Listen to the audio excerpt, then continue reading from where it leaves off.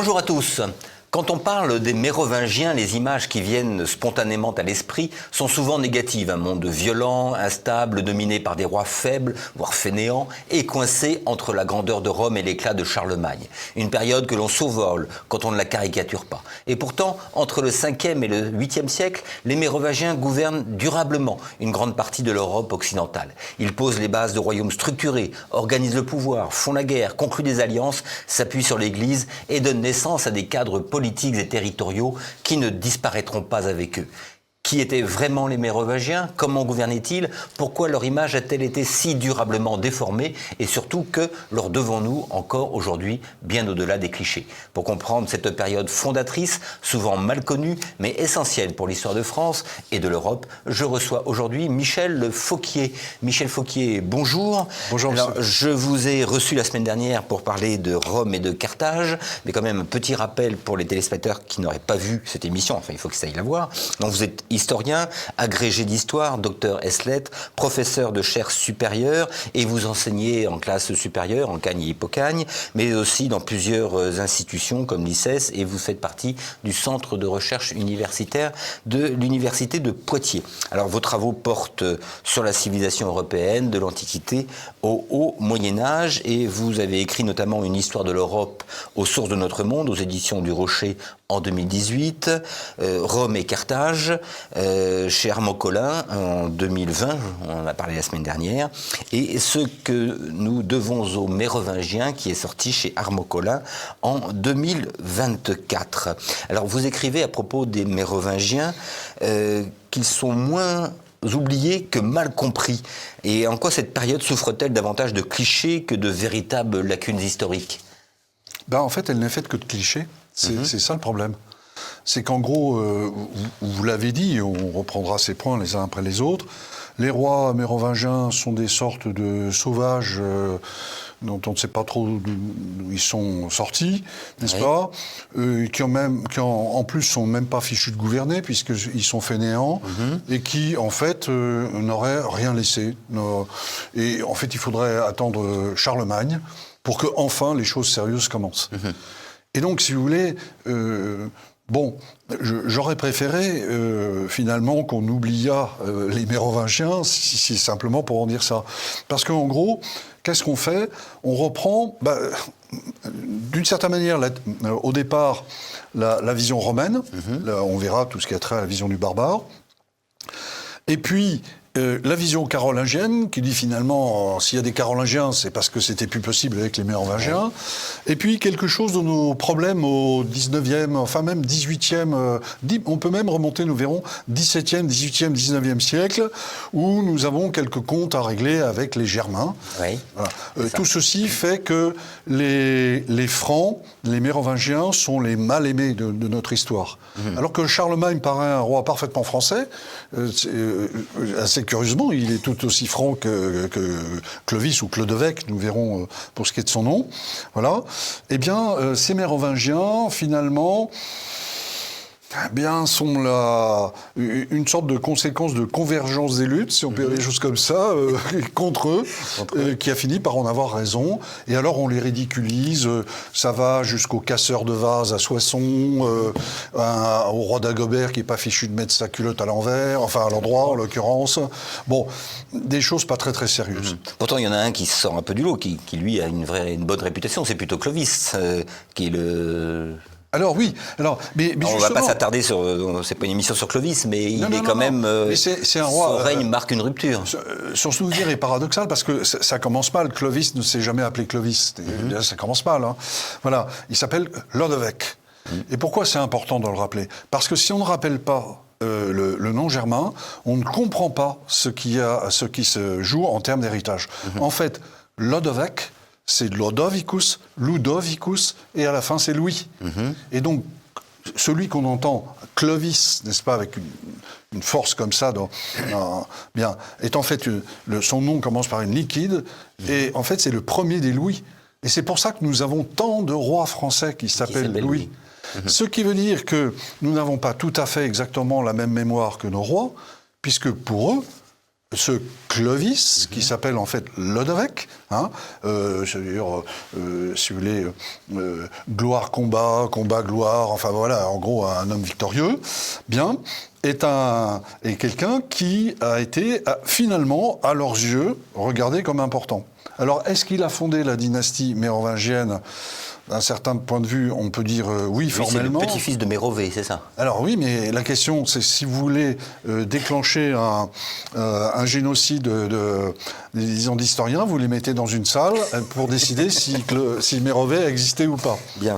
En gros, il y aura deux camps, il y aura des morts. On fera une émission sur Mérové. Voilà, puis son père, Childéric, mais Childéric, il se trouve qu'il portait une bague sur laquelle il prétendait être roi, alors que c'est pas son titre. Donc on pourrait dire lui aussi. Il y avait un certain Claudio, dont on a fait Clodion, qui est encore avant. Bon, il y a pas mal de prétendants. Mais disons, celui qui entre vraiment en royauté et qui construit réellement un royaume mérovingien, c'est Clovis Clodewijk. C'est Clovis. Donc il est faux finalement de les présenter comme des conquérants étrangers qui veulent imposer leurs lois. Alors, est-ce que c'est un peu ça?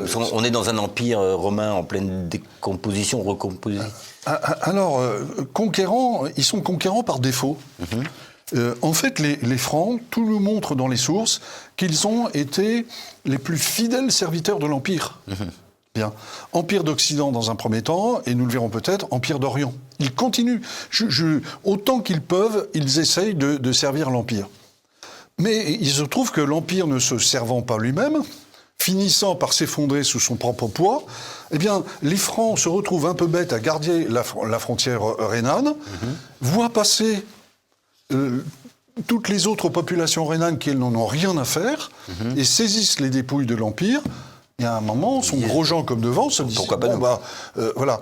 Et ils rentrent dans le royaume franc, ils rentrent dans la partie nord de la Gaule, dont ils vont prendre le contrôle un peu par défaut, bien. Et paradoxalement, ils seront ceux qui laisseront l'empreinte démographique la plus lourde, puisqu'on estime qu'à terme,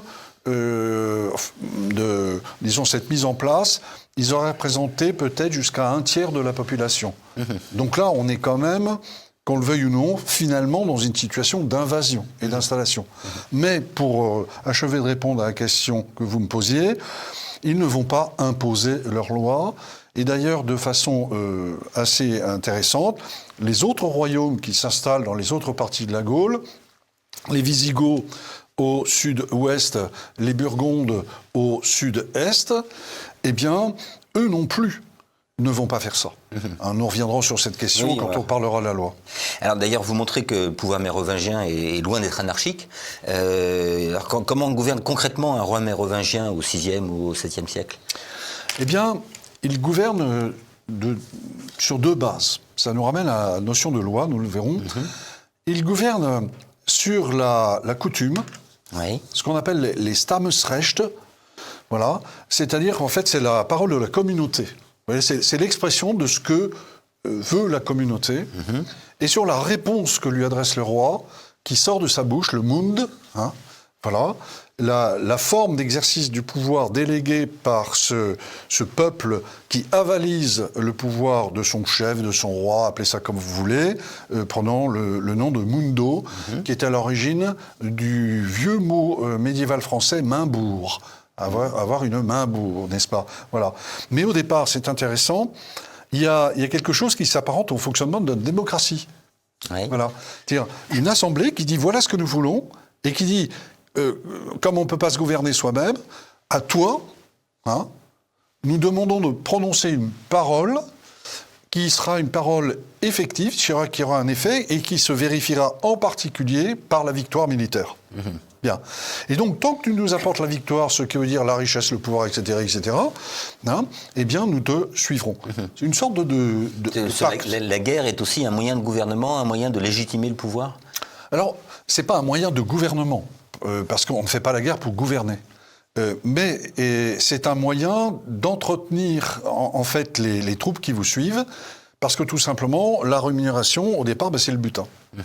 Alors vous voyez bien que le problème, c'est qu'une fois que les Francs auront pris le contrôle de toute la Gaule, il y a plus de... la source va s'assécher.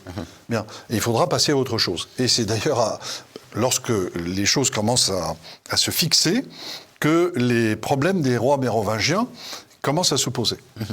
Alors, quel rôle joue l'administration héritée de Rome? Les cadres territoriaux et surtout les évêques, quel rôle jouent-ils dans le fonctionnement? Alors, ce sont deux choses différentes, c'est-à-dire que les évêques ont, depuis maintenant quelques générations, pris acte que l'administration romaine est devenue incapable. D'abord parce qu'il faut dire que le gouvernement, pas que de l'Occident d'ailleurs, mais particulièrement de l'Occident, est de plus en plus absent et confronté en fait à un cercle vicieux. C'est que lui aussi, pour entretenir ses troupes, il a besoin de butin. Mais en dehors du fait qu'il ne fait plus de conquêtes, il enregistre même des défaites, donc il a moins de ressources. Bon, qu'est-ce qu'il fait? Il délègue. Et comme il a besoin d'impôts, eh bien, l'impôt est désormais imposé aux Romains au sens le plus brutal du terme. Et ça retombe sur les épaules des élites qui se retrouvent devoir saigner leurs propres habitants. Que font les élites? Elles fuient. Elles fuient. Elles ont même inventé quelque chose d'absolument incroyable à la fin de ce qu'on appelle le Bas Empire, à la fin de Rome, des actions en justice pour poursuivre la personne qui vous a désigné pour vous nommer à la tête de votre commune. C'est absolument extraordinaire. Et dire, écoutez, puisque vous estimez que je suis si riche que ça pour prendre la direction des affaires, eh bien je vous condamne à les prendre à ma place. Donc, l'administration romaine, en fait, est quasiment à terre. Les structures existent encore formellement, les termes en particulier, donc celui de comes, qui va devenir comte, et celui de dux, qui va devenir duc, n'est-ce pas? Bien. Alors qu'à côté, l'Église, elle, depuis en gros la deuxième moitié du IVe siècle, lorsque reconnue imparfaitement, mais déjà beaucoup par ce qu'on appelle l'édit de Milan, suite à la victoire de Constantin contre Maxence en Occident, puis finalement sa victoire complète contre Licinius. Bon, eh bien cette Église, elle a pris les choses en main. Sauf qu'elle va les prendre dans un ordre différent. Son modèle, elle, c'est pas l'empereur, c'est pas Rome, c'est le Christ. Elle est un royaume de pauvres, au service des pauvres, et donc elle va prendre en charge les populations abandonnées, sans berger, d'une certaine manière. Et ça se marie très bien avec la fonction d'évêque. C'est la raison pour laquelle on en a fait un mauvais procès, mais les populations vont chercher des gens très riches pour devenir évêques. Parce qu'au fond, qu'est-ce qui va se passer? Ces gens très riches vont faire don de leurs propriétés, ou du moins les mettre en valeur pour pouvoir aider les populations que l'administration ne sait plus que ponctionner. Donc l'Église est vraiment un élément structurant du monde mérovingien. C'est le seul. C'est le seul. Au départ, en tout cas, c'est le seul au départ. C'est-à-dire que quand un mérovingien, quand un franc pénètre à l'intérieur de la Gaule, de toute façon, le comes, le dux, tout ce monde-là a disparu parce qu'ils n'ont pas envie de se faire tuer pour un empire qui n'existe plus, parce que quand les Francs arrivent, l'empire est effondré, bien, quand ils s'installent en tout cas, alors que les évêchés tiennent. Et d'ailleurs, parmi les victimes, il y a un certain nombre d'évêques. Voilà. Eux se font tuer pour leur population. Peut-être certains ont-ils fui, mais on n'en a pas de traces. Alors quelle est l'organisation de la société? Parce que vous montrez, contrairement à l'image d'un âne sombre, vous montrez que la société est structurée, mais que deviennent les villes, les campagnes, l'économie à cette époque? C'est assez décentralisé, Alors, disons-le tout de suite, ça n'est pas le sujet sur lequel nous sommes le plus informés. D'abord parce que ce n'est pas un sujet qui, en tant que tel, intéresse les antiques. Donc, si vous voulez, nous parlons d'économie, il faudrait prendre une heure pour leur expliquer ce que ça veut dire. Ils ne voient pas très bien, nous ne l'avons pas, mais même eux, si vous voulez, n'auraient pas hurlé de joie à l'idée qu'on leur casse à la tête avec cette affaire-là. Donc, qu'est-ce que l'on perçoit? On perçoit très clairement que les villes déclinent. Ça c'est assez évident, il y en a pas mal de signes. On voit bien, même une ville comme Paris, si vous voulez, on finit par organiser des fêtes dans les arènes qui ont été un peu réaménagées. Grégoire de Tours qui voit ça fait mine d'être épaté, mais la réalité c'est que c'est pas grandiose. La réalité c'est que les Francs vont trouver beaucoup plus intéressant le système de la villa romaine. Rappelons ce que c'est qu'une villa. Ça n'est pas une maison avec un écran plat et une piscine chauffée avec un garage pour la Mercedes.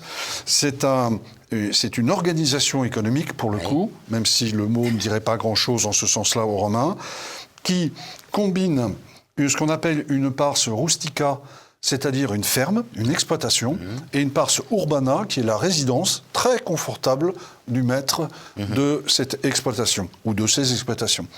Les Francs, lorsqu'ils pénètrent, ils sont effarés de voir ça, ils connaissent déjà un peu, et ils vont en fait mettre leurs pieds dans ce très beau chausson romain, qui va leur servir à la fois de base de gouvernement et un équivalent de cour, de ce que vous voulez, etc. C'est l'ancêtre des premières du régime féodal, finalement.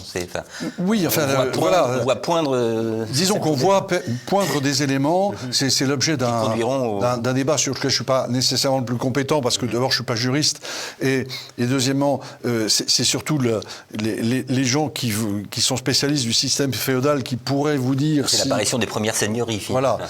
Au fond, oui, enfin, ce sont moins des seigneuries, pour l'instant, ça fonctionne à l'échelle pour essentiellement royale. Hein. Voilà. Alors, les grands ont aussi des propriétés, dont les fameux Pipinides qui vont finalement prendre le pouvoir contre les Carolingiens, mais c'est un cas d'espèce. Pour le reste, les très grandes villas sont des villas royales, et aussi les possessions des monastères et des évêchés sont aussi très importantes. Vous avez, nous ne sommes pas très loin de Paris, ça a laissé une marque célèbre sur Paris, c'est Clichy. Clichy, c'est la résidence favorite de Dagobert. Voilà. Et au fond, ça leur permet, si vous voulez, de vivre très bien, de se stabiliser et de s'installer dans un cadre romain, ce qui va enfin gallo-romain si vous voulez, mais c'est la même chose en Italie, hein, qui va leur permettre d'avoir un excellent contact avec les populations une fois qu'ils auront achevé de violer leurs femmes, couper la tête de leur mari et, j'allais dire pour blaguer, de manger leurs enfants. Donc ça, c'est la légende. Oui. C'est la légende noire des Mérovingiens. C'était pas non plus, c'était une période un peu violente quand même. Ils ont envahi la Gaule, hein. Les autres aussi, les Visigoths et les Burgondes. Voilà. Mais ils n'ont rien fait de pire que Rome pénétrant dans une province dont elle prend le contrôle. Hein. Il faut bien dire les choses comme elles sont. Ça. Alors, vous savez, comme on dit, les druides qui faisaient des sacrifices d'enfants, etc. On est revenu sur tout ça. Tout ça, c'est de la propagande romaine. Hein. Alors, on imagine souvent, d'ailleurs, le monde mérovingien comme exclusivement masculin et guerrier. Mais vous montrez dans votre livre que les femmes, notamment les reines, jouent un rôle politique réel. Alors, quelle place elles ont réellement dans le fonctionnement du pouvoir mérovingien? D'une certaine manière, je vais même, avant de répondre à la question, je vais même plus loin, parce que j'avance une hypothèse. C'est bien un titre d'hypothèse. J'ai plusieurs indices qui me permettent de penser que la façon dont les Mérovingiens ont littéralement marié leur conception de la femme avec la vision chrétienne serait à l'origine de ce qu'on appelle la courtoisie. Oui. Donc vous voyez qu'on est très très très loin, si j'ai raison. Je le démontre avec quelques éléments dans l'ouvrage. On est très très très loin de la brutalité des Francs. Alors pourquoi ? Parce qu'au fond, si on veut chercher un élément de comparaison, les Francs, la société franque, on aurait beaucoup de choses à dire sur l'origine, où est-ce qu'ils sont. Vous savez, on parle de la table de Peutinger. Parfois, quand on regarde où ils mettent les Francs, on est un peu surpris. Puis on s'aperçoit qu'en fait, les Francs ne proviennent pas de l'endroit où on nous dit qu'il y a des Francs. C'est compliqué. Mais au fond, ce sont des Nordiques. Et je me suis intéressé à un moment, dans le cadre des questions que nous avions adressées sur la Cagne, nous avons dû enseigner l'histoire des Vikings, des Normands, à nos étudiants. Et là, j'ai été stupéfait de ce que j'ai découvert, parce que je ne le connaissais pas, je ne le savais pas vraiment très en pointillé. En fait, la société franque, à son origine, ressemble beaucoup aux sociétés nordiques. Or, la particularité des sociétés nordiques, du point de vue de cette question, c'est que lorsque les hommes partent, eh bien, les femmes prennent réellement la direction de la société, jusqu'à une direction politique. C'est pas une simple régence. C'est... comment dire, oui, enfin, sauf que la régence, théoriquement, elle dure jusqu'à l'accès, si vous voulez, des aînés à leur majorité. C'est plutôt un relais. Et ceci est considéré comme normal. Et donc les femmes normandes, vikings, même si maintenant on rappelle que viking est simplement une sorte de qualificatif, tout ce qu'on veut, etc. Bon, c'est un peu compliqué, disons. Ces femmes dirigent à des hommes, en d'autres, et ça paraît parfaitement normal. Bien. Et si jamais, à son retour, le mari apprend qu'on n'a pas respecté sa femme, ça se passe très mal. Eh bien, on observe ça chez les Francs. Bien. Alors, de la coupe aux lèvres, il y a parfois long, n'est-ce pas ? Il reste aussi que nous avons des histoires de femmes qui nous amènent à penser que, par ailleurs, les Francs ont aussi intégré un certain nombre de conceptions d'origine romaine. Hein. Et nous savons en particulier, c'est la geste tout à fait dramatique de l'épouse du roi d'Austrasie, qui s'appelle Sigibert. Cette épouse, voilà, c'est Brunichild ou Brunehaut, comme vous voulez. Hein. Enfin, Bruno, c'est vraiment très très loin du nom originel. Je préfère franchement Brunichild. Elle va le terminer, comme vous le savez, très très mal. Hein. Et précisément, elle va être mise à mort comme une femme, vous voyez. Pour dire, vous voyez, une femme n'a pas à prendre le pouvoir parce que on lui prête l'intention d'avoir voulu être une sorte de régente d'Austrasie. Ce que formellement, de toute façon, elle ne pouvait pas être.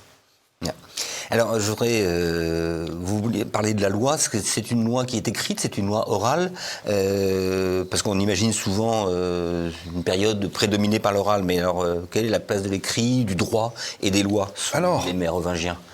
Alors, c'est très différent, imaginez-vous, chez les Mérovingiens et chez les autres royaumes. C'est-à-dire que les autres royaumes présents en Gaule, les Visigoths et les Burgondes, nous le disions, sont allés beaucoup plus loin, et sont véritablement allés jusqu'à élaborer ce qu'on appelle des lois.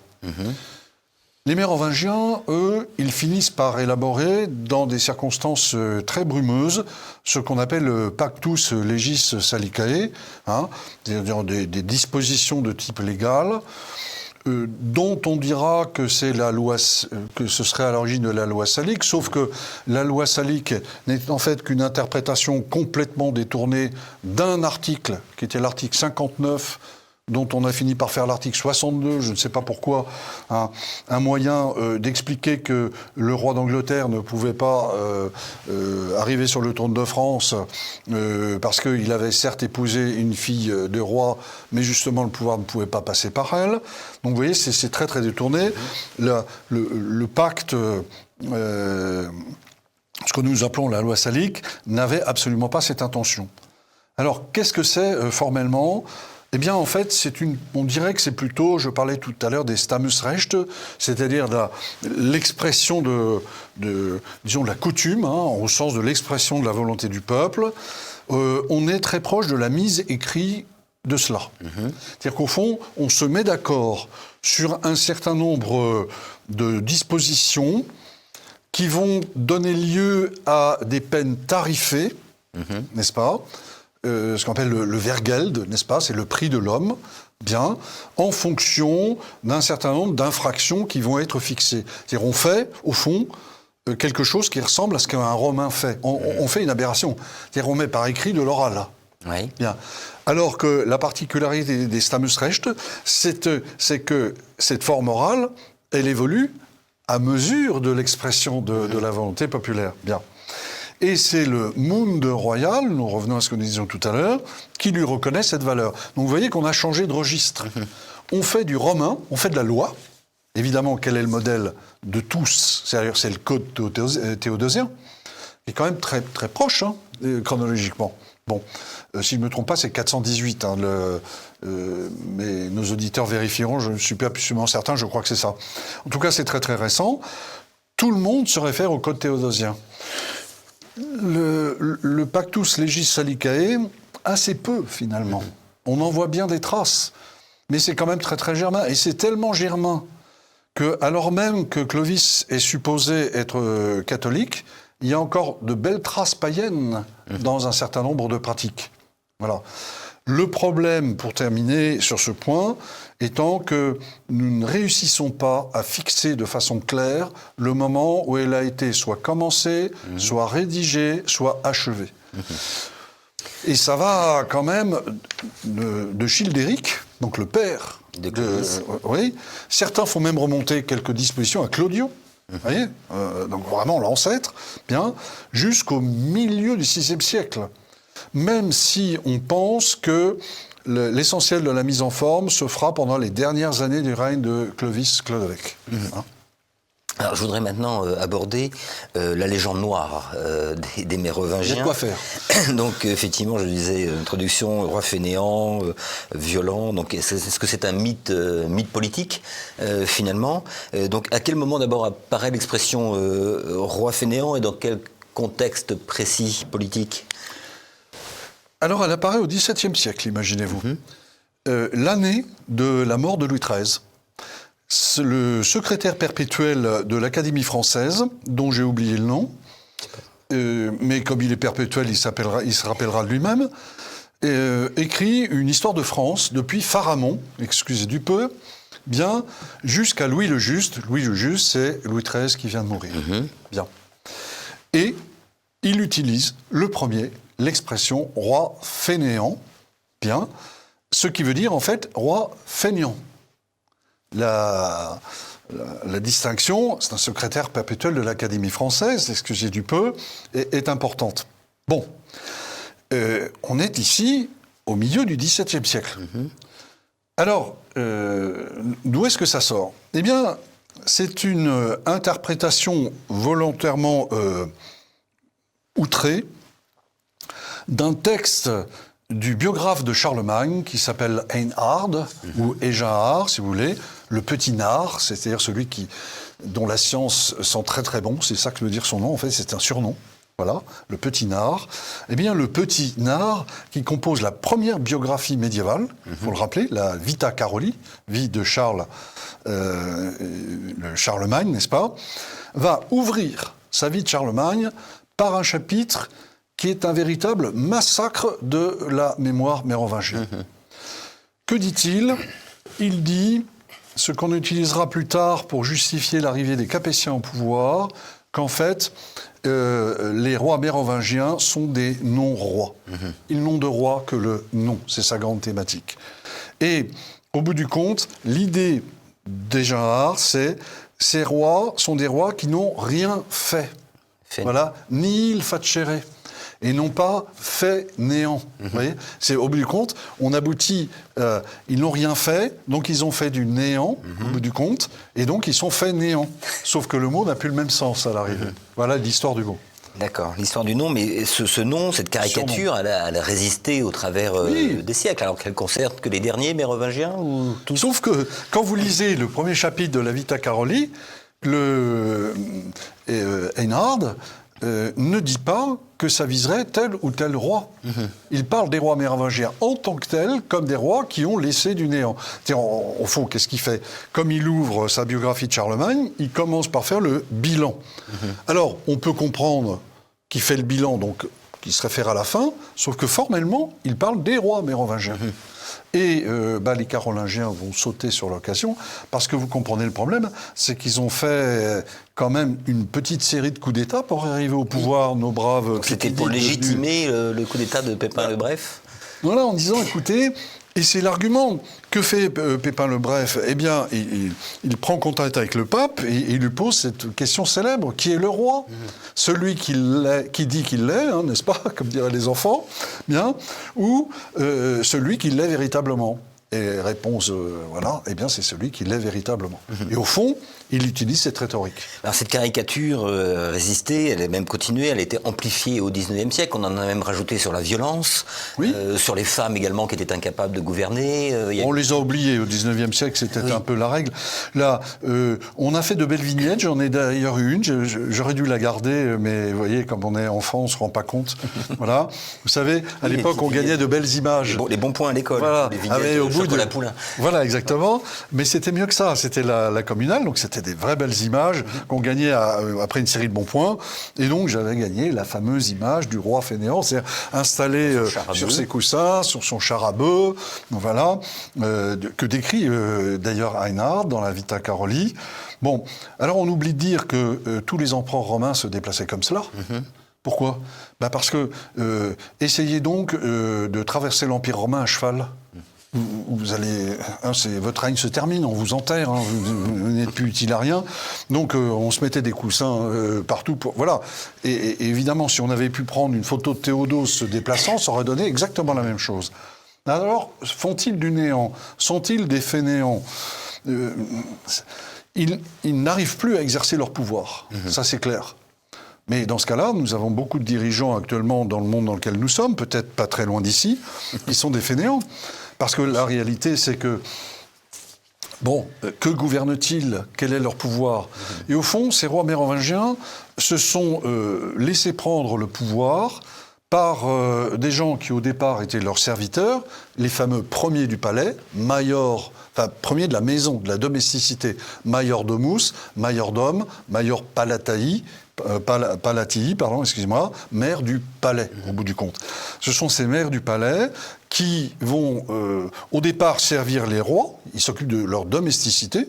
Les repas 3 fois par jour, vous avez besoin d'un cheval pour aller à la chasse, vous avez besoin d'hommes pour faire la guerre, voilà.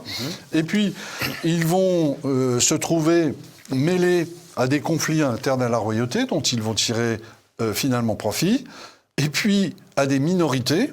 Ils vont même mettre des rois sur le trône, voilà, parce qu'ils disent que c'est plus prudent d'être une éminence grise que d'être au pouvoir. Et puis, au bout du compte, eh bien, Charles Martel va s'y essayer, ses fils vont s'y essayer, et finalement, l'un d'entre eux va prendre le pouvoir et l'installer. Mais parce qu'il y a quand même il y avait une carence de ces derniers rois mérovingiens, c'était quoi le... Mais une carence, c'est-à-dire que, si vous voulez, au fond, ça nous ramène, c'est une réflexion générale sur ce qu'on appelle l'autorité. C'est-à-dire que, si on réfléchit bien, les Romains avaient bien compris ça. L'autorité, c'est quelque chose qu'on vous concède. Et au fond, si les troupes de Napoléon ne veulent pas combattre, il n'y a pas de Napoléon. Si les troupes de César ne veulent pas combattre, ils ont beau être César, Napoléon, Alexandre. Voilà. La réalité, c'est qu'on a fini par ne plus vouloir obéir à ces rois, mais n'ont-ils rien fait ? Bruno Dumézil, quelqu'un pour lequel j'ai beaucoup d'admiration et qui produit des études souvent très très éclairantes, a fait un décompte du nombre d'actes qu'on peut attacher au roi mérovingien et a imaginé, compte tenu du fait que nous avons perdu un nombre considérable de pièces, et ce décompte montre que les derniers rois mérovingiens n'ont pas pris moins d'actes royaux, n'ont pas donné forme à moins d'actes royaux que leurs prédécesseurs. On est donc très très loin. Autant qu'on puisse le calculer. Alors, il a donné des estimations, je ne me lancerai pas là-dedans, mais en tout cas, sa démonstration est très probante, et elle montre qu'au fond, il continue à gouverner, mais de plus en plus dans des domaines restreints. Et l'essentiel du politique finit par leur échapper. Alors, corps défendant, certains sont mineurs. Oui.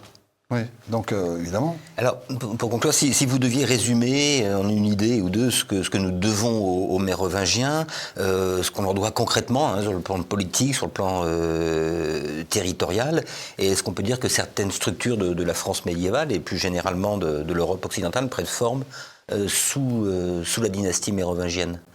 Écoutez, je vais vous faire plaisir. Je vais répondre avec 2 mots. On leur doit la France. Oui. Et tout ce que ça veut dire. Je rappelle quand même à ceux qui nous écoutent que notre pays porte leur nom, jusqu'à preuve du contraire. Il ne s'appelle pas la Gaule. Et je précise que contrairement à l'image qu'avait donnée le 19e siècle, qui voulait effacer la référence à Clovis, parce qu'évidemment c'était la référence au baptême, qu'il n'a jamais existé de Gaule. Oui. Ça n'existe pas, la Gaule. Ça n'existait pas au temps des Gaulois, n'en parlons pas. Ça n'existait pas plus à l'époque des Romains. Vous aviez un nombre, on parlait des 7 provinces à la fin, quand même, vous voyez. Bon, et puis certaines étaient en Belgique, étaient en Allemagne. Moi, je veux bien envahir l'Allemagne et la Belgique, mais si vous voulez, on a déjà pas mal de problèmes comme cela. La réalité, c'est que la Gaule n'a jamais existé en tant que telle. elle a une capitale un peu quand même décentrée. Qui fait la France ? Qui la conquiert, qui lui donne sa première forme, eh bien, ce sont les Mérovingiens. Qui lui donne sa capitale ? C'est Clovis. C'est Clovis qui, en 508, en 508, excusez-moi, qui en 508, après avoir battu un an avant les Visigoths, décide de se donner une capitale pour faire de lui un roi sérieux, et il choisit Paris, qui n'a jamais été la capitale d'autre chose que la petite cité des Parisis, qui est quand même pas grand-chose. Hein. Et on pourrait... 33 monuments parisiens sont d'origine mérovingienne. Bien. Notre vision de la femme, pour partie, le début de la transformation, je le pense aussi, est dû aux Mérovingiens. Notre vision des relations entre l'Église et le pouvoir vient des Mérovingiens. Notre conception moderne de la sainteté est fondée à l'époque mérovingienne. En gros, à part l'économie qui n'intéresse pas les Francs, comme nous l'avons dit, pas plus que leurs prédécesseurs, on leur doit l'essentiel. Eh bien, Michel Fauquier, merci beaucoup. Je renvoie à votre livre « Ce que nous devons aux Mérovingiens » paru chez Armand-Collin en 2024. Et puis, effectivement, ces 300 ans de dynastie, il y a beaucoup à dire. Donc, je vous invite, vous me parliez aussi donc, de Bruno de Mézil, qui a écrit pas mal de choses sur... Ah oui, qui a écrit de remarquables ouvrages, une très belle biographie de Bruno, et un livre très intéressant qu'on m'a demandé de critiquer au sens noble du terme, c'est-à-dire d'en dire tout le bien que je pense, qui s'appelle l'Empire mérovingien. L'Empire mérovingien. Qui est provocateur, c'est un peu le genre de cet auteur, que j'apprécie beaucoup et qui est vraiment, qui a beaucoup renouvelé notre façon de voir ces Mérovingiens. Donc le vôtre, c'est ce que nous devons aux Mérovingiens. C'était Passé Présent, l'émission historique de TVL, présentée en partenariat avec la revue d'histoire européenne. Avant de nous quitter, vous n'oubliez pas bien sûr de cliquer sur le pouce levé sous la vidéo et de vous abonner à notre chaîne YouTube. Merci et à bientôt.